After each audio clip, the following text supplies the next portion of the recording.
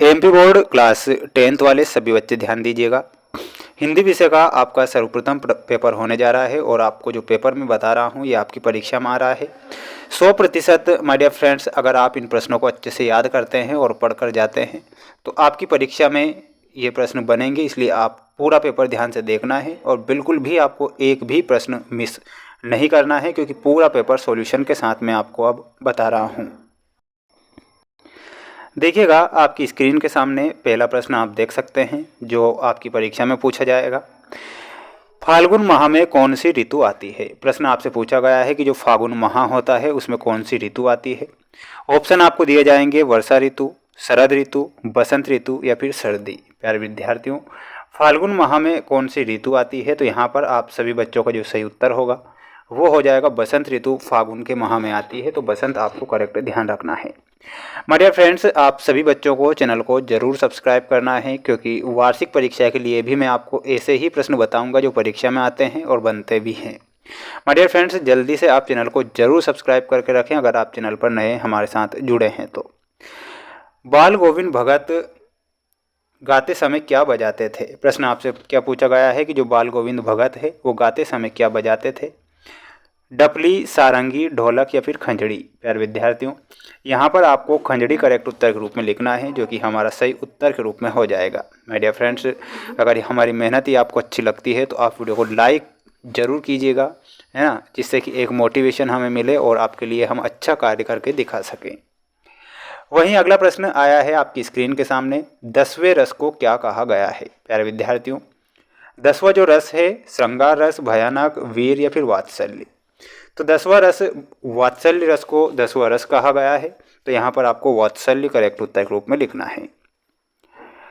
भारत का स्विट्जरलैंड किसे कहते हैं? तो भारत का जो स्विट्जरलैंड है वो किसे कहा गया है? तो यहाँ आपको क्या लिखना है? कटाओ को भारत का स्विट्जरलैंड कहते हैं। तो कटाओ आपको ध्यान रखना है। अच्छे से एग्ज़ाम देने जाना है और प्रश्नों को याद करके ही जाना है, क्योंकि ये प्रश्न आपकी परीक्षा में आ रहे हैं। वह धीरे धीरे चलने लगा, इस वाक्य में क्रिया विशेषण का भेद है, तो किस प्रकार का है? परिणामवाचक, स्थानवाचक, रीतिवाचक या फिर कालवाचक। माय डियर फ्रेंड्स, धीरे धीरे चलने लगा तो यहाँ पर रीतिवाचक क्रिया विशेषण है। धीरे धीरे यानी कि एक नीति नियम के अनुसार चल रहा है, तो यानी कि रीतिवाचक आपको ध्यान रखना है।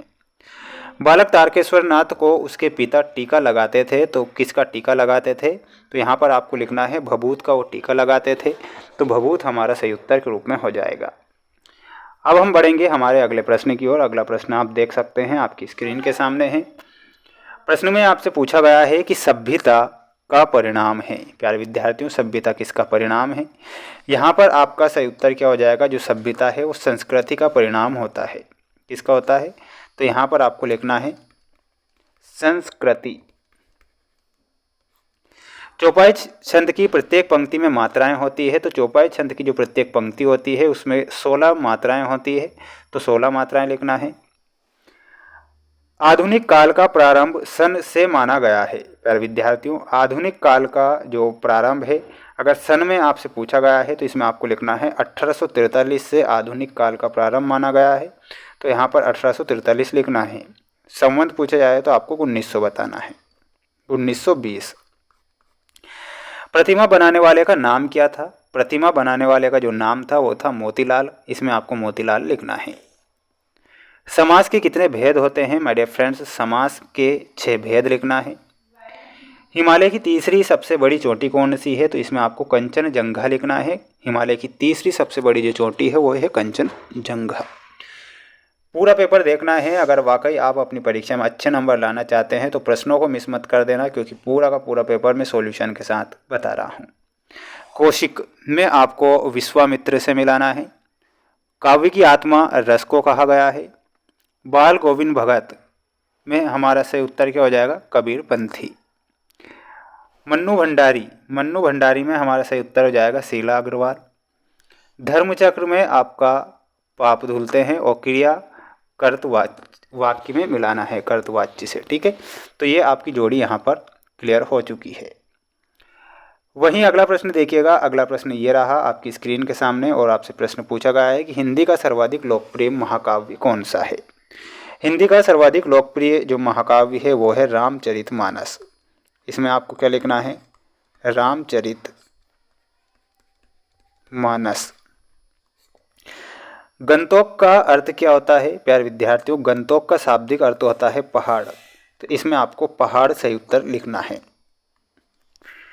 मधु कांकरिया की कौन सी रचना आपके पाठ्यक्रम में है, तो मधु कांकरिया की जो रचना है वो है साना साना हाथ जोड़ी, तो इसमें आपको लिखना है साना साना हाथ जोड़ी। नवाब साहब ने कितने खीरे खरीदे थे प्यारे विद्यार्थियों, नवाब साहब ने 2 खीरे खरीदे थे। मानव संस्कृति किस प्रकार की है, प्रश्न आपसे पूछा गया है प्यारे विद्यार्थियों, मानव की जो संस्कृति है वो अविभाज्य है, तो यहाँ पर आपको अविभाज्य लिखना है। कवि निराला ने बादलों की तुलना किससे की है, तो इसमें आपको लिखना है बच्चों की बाल कल्पना से। क्या लिखिएगा, बच्चों की बाल कल्पना से, ये आपको सही उत्तर लिखना है। स्क्रीनशॉट आप ले लीजिएगा और अच्छे से पढ़ के ही जाइएगा। अगर आप पेपर देने जा रहे हैं तो बिना मेहनत के आपको पेपर नहीं देने जाना है और अच्छे से मेहनत करना है। यहाँ पर अगला प्रश्न आप देखिएगा, मुख्य गायक के स्वर चट्टान जैसे भारी और गंभीर थे, ये बिल्कुल आपको सत्य लिखना है। दोहा, दोहा एक सम्मात्रिक छंद है प्यारे विद्यार्थियों, ये असत्य होगा क्योंकि दोहा जो होता है एक अर्ध सम्मात्रिक छंद होता है और चौपाई सम्मात्रिक होता है। आदमी ने पहले पहल आग का आविष्कार किया था, ये आपको सत्य बताना है। जो जीता ना जा सके उसे अजय कहते हैं। प्रेयर व्हील को घुमाने से पाप नहीं धुलते हैं, ये गलत होगा। हिरोशिमा में परमाणु बम गिरा था, तो ये भी आपको सत्य लिखना है। ये आपके सत्य असत्य हो चुके हैं। प्रगतिवादी काव्य की देखिएगा, अब 2 नंबर में जो प्रश्न आएंगे वो ध्यान से देखिएगा। प्रश्न आएगा कि प्रगतिवादी काव्य की 2 विशेषताएं याद करके जाना है या फिर रीतिकाल की कोई 2 विशेषता, दोनों में से एक प्रश्न आएगा। सूरदास और नागार्जुन की काव्यगत विशेषताएं आपको याद करके जाना है। कवि आत्मकथा लिखने से क्यों बचना चाहता है, तो ये प्रश्न भी आप पढ़ के जाना है। और कविता का शीर्षक उत्साह क्यों रखा गया है संगतकार के माध्यम से, ये सारा का सारा पेपर पीडीएफ अगर आपको चाहिए पेपर का, तो पेपर का पीडीएफ मैं आपको बता देता हूँ, हमारे ऐप पर मिलेगा। ऐप का नाम है मेंस education app. My dear friends, हमने वहाँ पर वार्षिक परीक्षा के पेपर भी डाल दिए हैं, तो अगर आप वाकई तैयारी करके जाना चाहते हैं वार्षिक परीक्षा की और प्री बोर्ड की, तो आपको इस ऐप को इंस्टॉल करना है और अपनी तैयारी को इतना मजबूत कर लेना है जिससे कि आपकी एग्ज़ाम में आपके अच्छे नंबर आएँ।